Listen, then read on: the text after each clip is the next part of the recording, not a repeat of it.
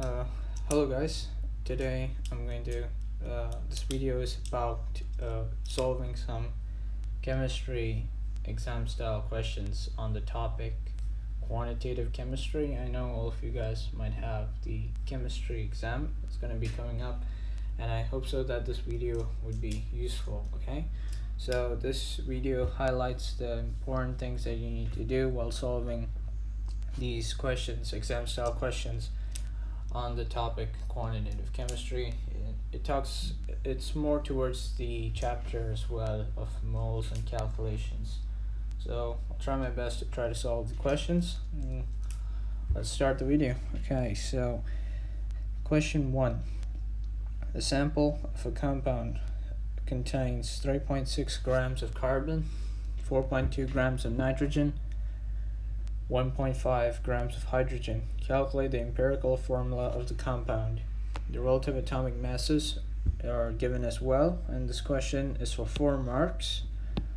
Okay, so whenever you see this question, it talks about the empirical formula. Okay, so now in order to find the empirical formula, you have to find out the AR. So in this case, the AR for each compound of each element in this compound is given.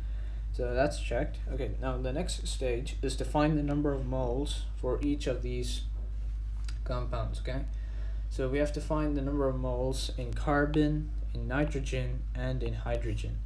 So let's start with the first one. I like to remember this formula triangle, so I think it'll be useful. Where the mass is on top, the number of moles is on the left, and we have the MR, or in this case we're just going to call it the AR. Okay, so the number of moles, I'm just going to write that formula down, is equal to the mass divided by the AR. Okay, in this case. So now I'm just going to write for carbon, what's the number of moles. So the number of moles for carbon, so the mass is given to be as 3.6 grams divided by the AR, which is 12, given in the question here. So that is 3.6 divided by 12. That should give you about 0.3 moles for carbon. I'm just going to write now for nitrogen, which is going to be number of moles is equal to 4.2 grams divided by, let's say, 14, because the AR of nitrogen is 14. So 4.2 divided by 14, that should give you about 0.3 as well. Okay, now we're just going to do for hydrogen. For hydrogen, the number of moles is 1.5 grams divided by 1, so that's just 1.5 moles. Now it doesn't look like I have space here, so I'm just going to write it here. When in the exam, you just try to fit in the lines given. Okay, so we have for carbon, we have for nitrogen, and we have for hydrogen. So for carbon we have 0.3, for nitrogen we have 0.3, for hydrogen we have 1.5. Now once we have found the number of moles for each element in a compound, we have to now divide this by the smallest value, and the smallest value here among all 3 of these elements, so we have to divide by the smallest value of moles. Okay, so 0.3 seems to be the smallest, so we divide all of them. So divide all of them by 0.3. okay, all of them by 0.3, and what do you find? 0.3 divided by 0.3 is of course 1. This is 1 as well. 1.5 divided by 0.3 is 5. Okay, so they all come as whole numbers. Now in case if they come in decimals, you just have to, for 0.5 you multiply by 2, for 0.33 multiply by 3, and for 0.25 you multiply by 4. So in this case we're getting all whole numbers, so that's great. So we know that the starting element is carbon, and it has 1, so we're just going to leave it as 1. And we know it's nitrogen is the next one, so we have 1 again, but just leave it as the element itself. For hydrogen we have 5, so we write 5 beside it. Now this is your empirical formula. So your main steps is to find the AR, which will maybe be given in the exam, but you just try to find it in your periodic table of elements. Find the number of moles, and then divide by the smallest value. And in case if it comes as decimal, you multiply it by 2 if it's 0.5.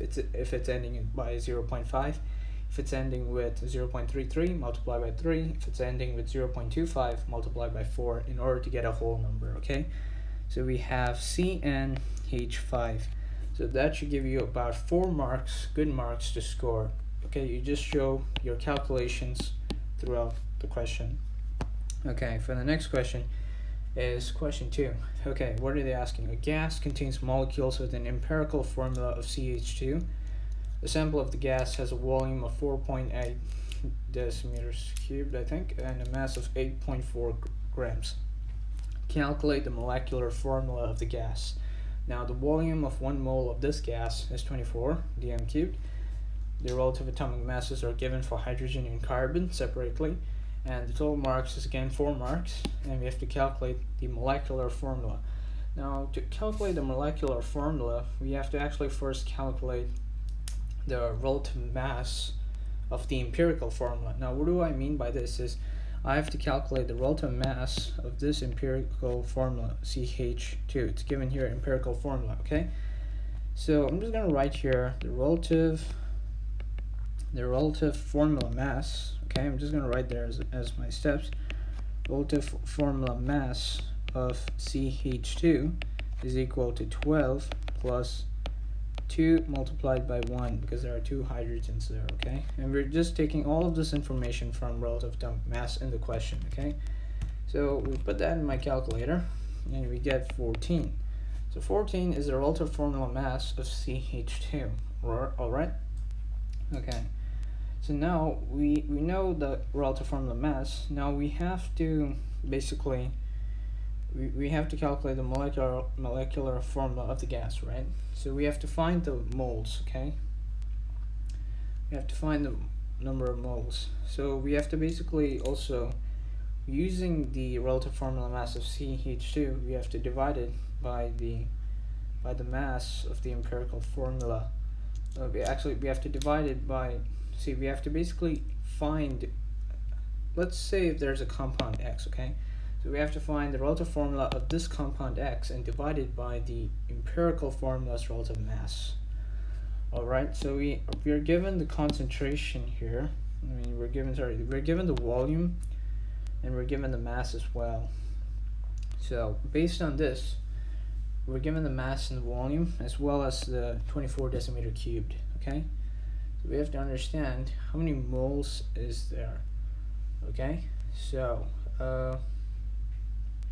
let's find out the number of moles by doing 24 decimeter cubed divided by, actually sorry, we're going to go like this actually. We're going to say 24, yeah, actually we're going to go with 24 decimeter cubed divided by 4.8 decimeter cubed to give you about a value of 5. So we know that this is the value of 5. Now what we're going to do is we're going to calculate 5 times 8.4 to get your value, right? Now there could be, so we're going to do 5 times 8.4 grams. Now you could do it either way. You could do 4.8 divided by 24 to find the number of moles, okay? Why am I doing this is because I'm trying to find the number of moles, okay? And the number of moles. So we do 4.8 divided by 24, or you can do 24 divided by 4.8. Once you do that, okay, you have to find out the MR of the compound by using the formula. So actually we're going to change this, and we're going to go with 4.8. But either way is correct, okay? It's your choice. So we're going to go to 4.8 dm cubed divided by 24 dm cubed. This should give us about of 0.2 moles. Now remember that formula triangle I've talked about earlier. So our mass is on top, number of moles with the MR. Okay, this is crucial because we have to find out the relative formula mass. So that's why I'm writing MR here instead of AR. Okay, so we have the mass as 8.4. So to find the MR of the compound of the gas, let's say it's a gas, 8.4 grams divided by 0.2 moles. That should give you about, let's say, put in a calculator, should give you about 42. Now earlier I've talked about, in order to find the value, that you have to multiply, basically you have to do of X. I've talked earlier about some compound called X. Now in this case we have to divide the relative formula mass of the gas, okay, by the relative formula mass of the empirical formula. So we're gonna do 42 divided by 14, okay, to give us 3. Now we're gonna multiply every value that is in this formula by 3. So CH2, C has 1, so we're going to do 1 times 3, 2 times 3, which will give us C3H6. This is your molecular formula. So there are 3 rules: is to calculate the relative formula mass of the empirical formula, then divide the relative formula mass of any compound that you're finding by the mass of the empirical formula, and then multiply each number of these elements by the answer that we find here. Okay, so the molecular formula is going to be C3H6. Okay, C3H6. All right. Okay. Wow. For 4 marks, that's a pretty good question to be asked for the exams. Now, next question is question 3. We're going to be talking about copper can be obtained from a solution of copper sulfate using scrape iron. Okay, so the equation for the reaction is copper sulfate plus iron is equal to copper plus iron sulfate. So now, in order to find this, is that the student produces 1.27 grams of copper from a solution of copper sulfate. Calculate the minimum mass of iron required to produce 1.27 grams of copper. Relative atomic masses are given. Okay, so we can understand that we have to find the minimum mass of iron. Okay, so where is iron here in the equation? Iron is right there, and we have 1.27 grams of copper. 1.27 grams just right on top. Form a copper solution, minimum mass of iron to produce 1.27 grams of copper. So have they given us anything else? No, they haven't given any other additional information that is needed. So what we're going to do is we're going to always write this formula. Our mass is on top, the number of moles is to the left, and in this case we're going to find the AR because we're given the AR, right? All right.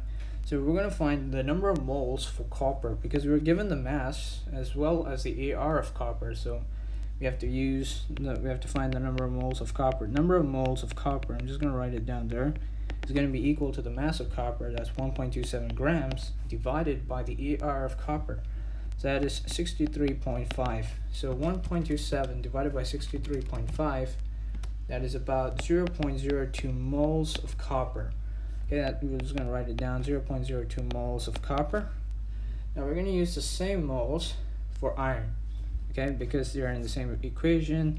So we just do it, it's just like a step. You just put 0.02 moles of iron. Now we have the moles for iron as well as the AR, so there's nothing stopping in order to find the mass. So we do mass is equal to the number of moles of iron of Fe times the AR of Fe, right? So the number to find the mass. Now the number of moles of Fe is given to us 0.02 moles, which we have found from copper, times the AR of Fe, which is going to be 56. It's given in the question. And all we need to do is just multiply this for 3 marks, right? So we get the value of 1.12 grams. Okay, 1.12 grams. This is your answer for 3 marks straight. You can score those good marks. All right. Now write the ionic equation for the reaction between copper sulfide and iron. Okay, so we have to show the relationship between the copper ions and the iron. Okay, iron itself, copper ions and the iron ions itself. So we have copper 2 plus Fe is going to be equal to Fe 2 plus copper. Alright, because we're showing how the ions changes and how it gives us the reaction between copper sulfate and iron. Next one is the mass of 1 mole. So now I've seen this question come up every time in some of the past papers. Okay, this is a trick question, but you have to understand it. Okay, so let's start. This is a very important question. I'm just gonna write there important. Okay, for 3 marks, try to score these. So the mass of 1 mole of copper atoms is 63.5 grams. The mass of 1 copper atom is 1.05 times 10 raised to the power minus 22 grams. calculate the number of atoms contained in 1 mole of copper atoms. Give your answer to 3 significant figures. Now remember, the key point is always give your answer to 3 significant figures. If you don't give your answer to 3 significant figures, you're not going to score that 1 mark that you deserve, right? So we're going to calculate the number of atoms contained in 1 mole of copper atoms. Now this is fairly easy, but at the same time it's a bit tricky, okay? The steps are very less, but you have to remember this is to find the mass of 1 mole of copper atoms, right? We know that 1 mole of copper atoms is 63.5 grams, right? But the mass of 1 copper atom is 1.0. We know this value as well. So now all we need to do is we need to have 1.05 times 10 raised to the power minus 22 grams, all divided by 63.5. So this is a crucial step, all divided by 63.5. So I'm just going to write that down clearly, sorry guys, for you guys to understand. So 1.05 times 10 raised to the power minus 22 grams, all divided by 63.5 grams, right? No, actually, sorry guys. If you have to find the number of atoms, it's a different step. Actually, on the top, you write 63.5 grams, sorry, okay? And you put below the mass of 1 copper atom, okay? 1.05 times 10 raised to the power minus 22. So now, in order to do this, you do 63.5 divided by 1.05 times 10 raised to the power minus 22 in your calculator, and you'll directly get an answer in your calculator, 0.0476. Keep it to, let's say, 1, 2, 3, 4, 5 decimal places, 5 significant figures, times 10 raised to the power 23. Don't change this, okay? All you need to do is to convert this number into 3 significant figures, and that's 1, 2, 3, 7 there, so it's a 6.05. Let's just write that better. 6.05 times 10 raised to the power 23 without changing the power of 10. So it says 6.05 times 10 raised to the power 23 is your answer for 2 marks. That's fairly, for 3 marks, sorry. That's fairly very important that you score these simple marks. So what you do is you divide the mass of 1 copper atom by the mass of 1 mole of copper atoms, okay? Actually, sorry guys, you divide the mole of copper atoms by mass. I'm not sure why, because the reason is you need to calculate the number of atoms contained in 1 mole. So that's the reason why we put 63.5 grams on the top and divide it by 1.05 times 10 raised to the power minus 22. So if you find any of these questions, do the same steps, you'll score that marks. It's pretty obvious.